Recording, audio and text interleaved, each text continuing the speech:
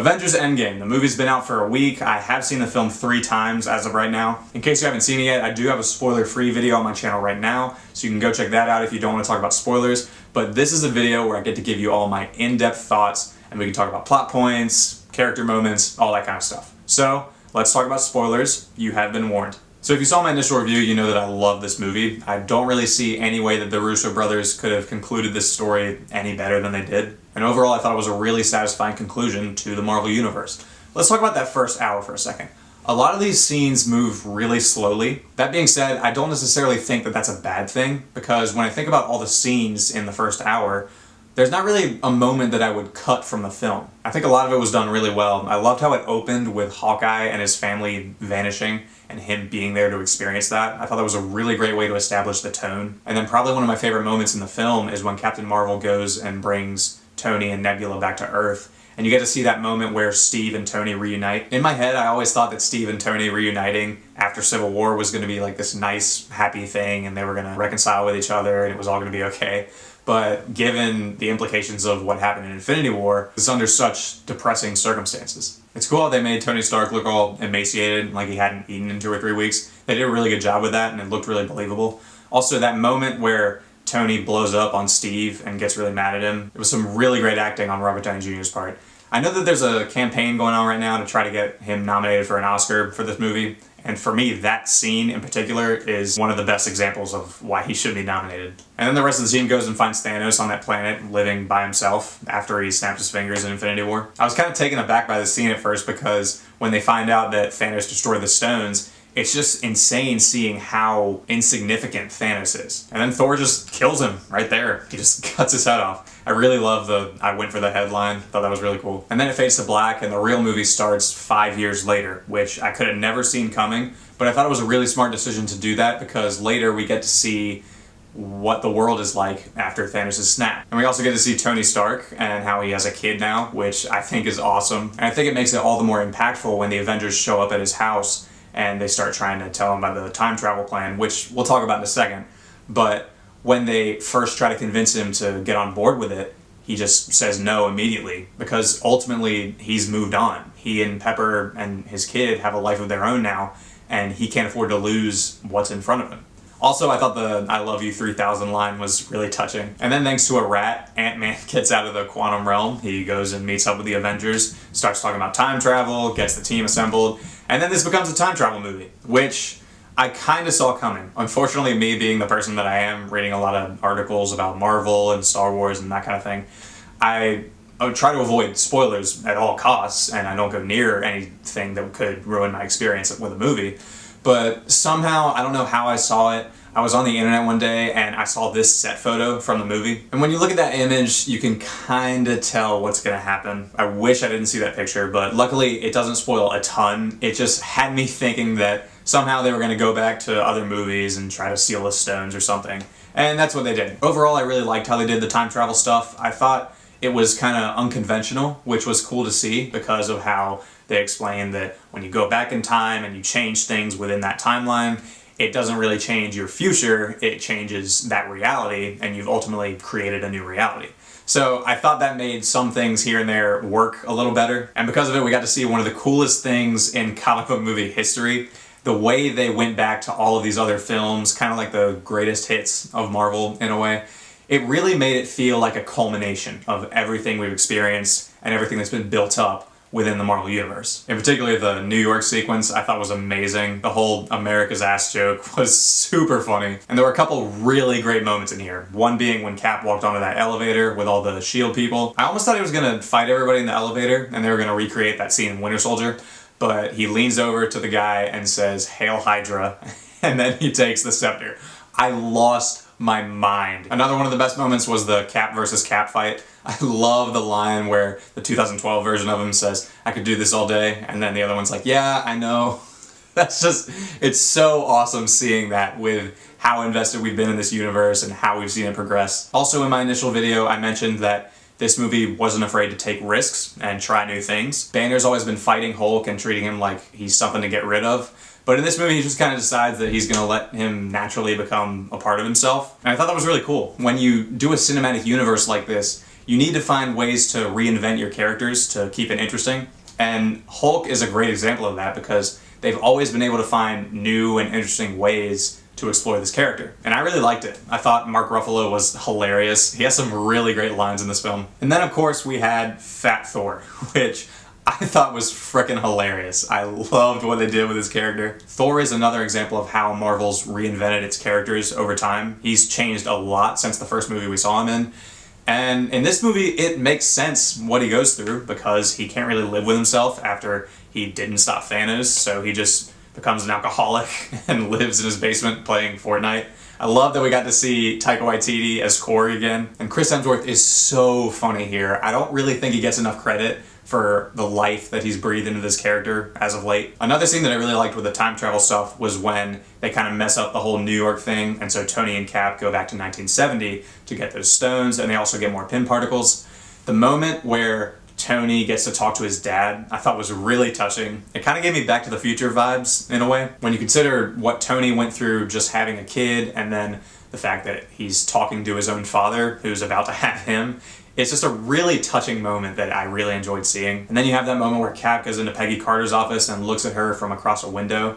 And I really love this moment in particular because you think of all the things that he wants to say and that he wants to tell her, but he just can't. And it's really powerful because that's the love of his life that he's always wanted to see again, but he's never had the chance to. We'll talk more about Peggy in a second though. This might be a little bit surprising, but the first time I saw this movie, the scene that got me the most emotionally and that I thought was the most crushing scene overall was when Black Widow and Hawkeye go to Vormir and Black Widow has to sacrifice herself. First of all, this movie does a really good job at reminding you of how deep their friendship goes and how long they've known each other. They even mention Budapest again at one point, and the fact that both of them know what they have to do, and one of them is going to sacrifice himself, and then they keep going back and forth, and then one of them almost does it, and then the other one almost does it, and then Black Widow just does it herself. All that stuff I thought was done really well, and it was by far one of the most emotional moments for me. And then after that, they all come back with the stones, and they kind of take a minute to grieve over the loss of Black Widow. And then they put the stones in a Stark Tech gauntlet, and Hulk snaps his fingers to undo Thanos' snap. And then Thanos comes and bombs the Avengers compound, and then the third act of this movie starts.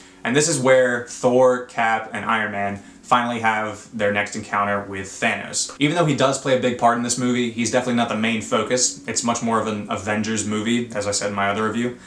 But the way his motivation shifts, I thought was really smart. He realizes that his whole dream of eliminating half of all living creatures doesn't really matter anymore because that one half that's going to be there will always remember what was and what they used to have.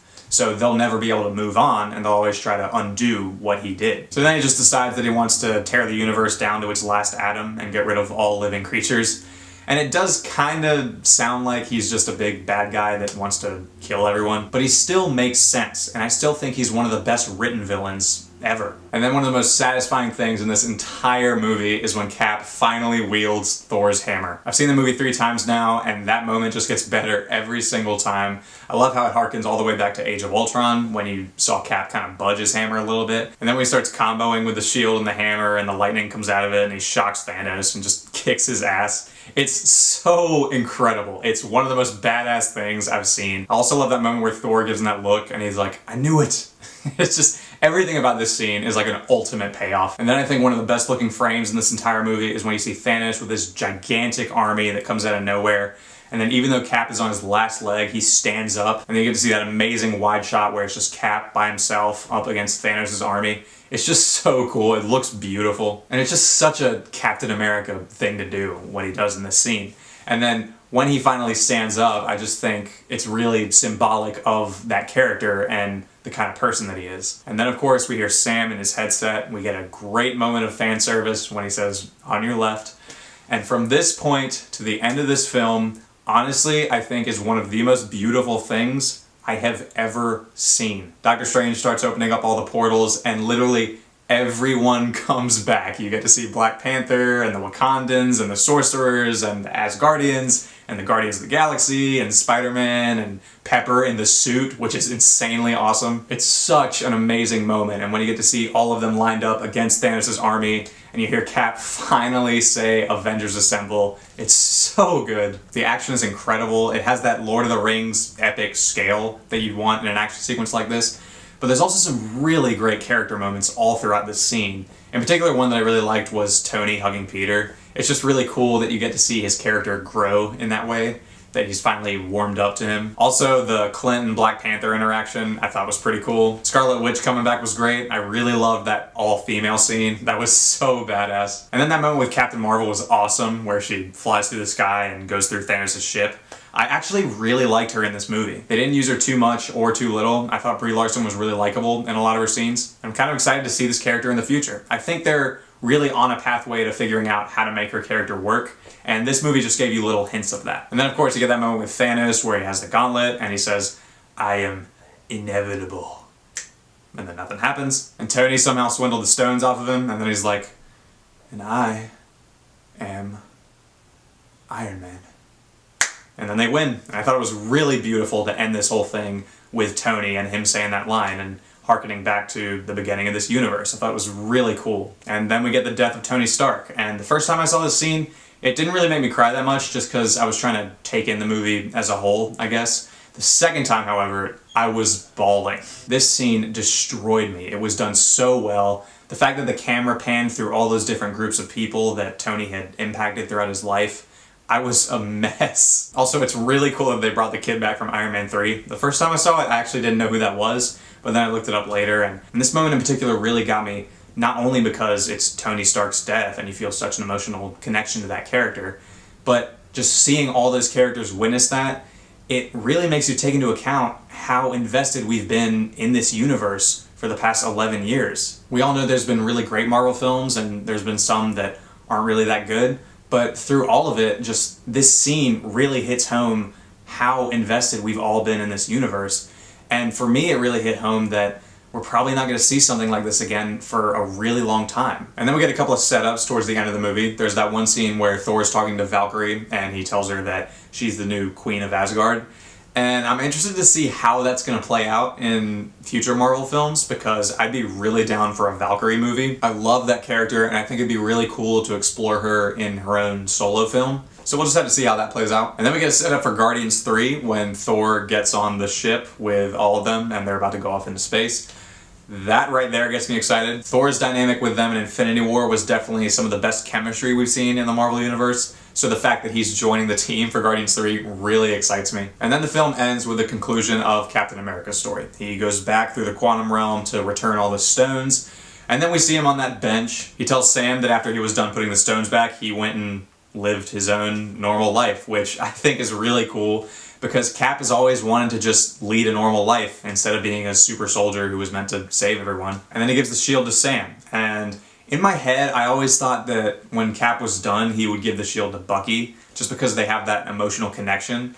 But now that I think about it, it does make more sense that Sam would get it, because Bucky's had kind of a shady past and he's killed a lot of people. So it wouldn't really make sense for him to become the new Captain America. And honestly, I'm fine with Sam being the next Captain America. I really love that character, and I'm actually really excited for the Falcon and Winter Soldier series coming to Disney Plus now. And then in the last shot of this film, we see Cap having that dance with Peggy that he's always wanted to have since Captain America: The First Avenger.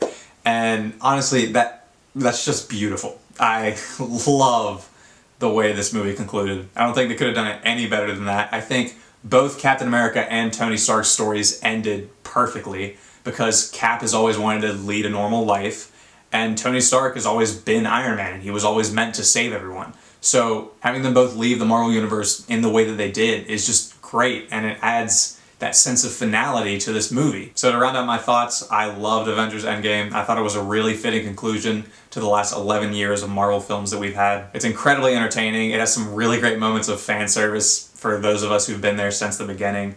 And it really did a good job of rounding this story out. I thought about this the other day, and I honestly think that if this was the last Marvel film and they weren't making any more movies after this, I would be totally okay with that. Yes, I do want to see Spider-Man: Far From Home, and I'm looking forward to seeing the Black Panther sequel and all that kind of stuff. But they gave us such a satisfying ending with this film that I would be more than okay with them just not making any more Marvel movies. And the fact that I'm saying that really shows you that the Russo brothers did their job. Alright guys, so those are my spoiler-filled thoughts on Avengers Endgame. Did you like this movie as much as I did, and did you think that it was the satisfying conclusion that we all wanted to see? Let me know all your thoughts down in the comments below. Also, be sure to subscribe if you want to see more videos like this. And as always, thanks for watching, and I'll see you next time.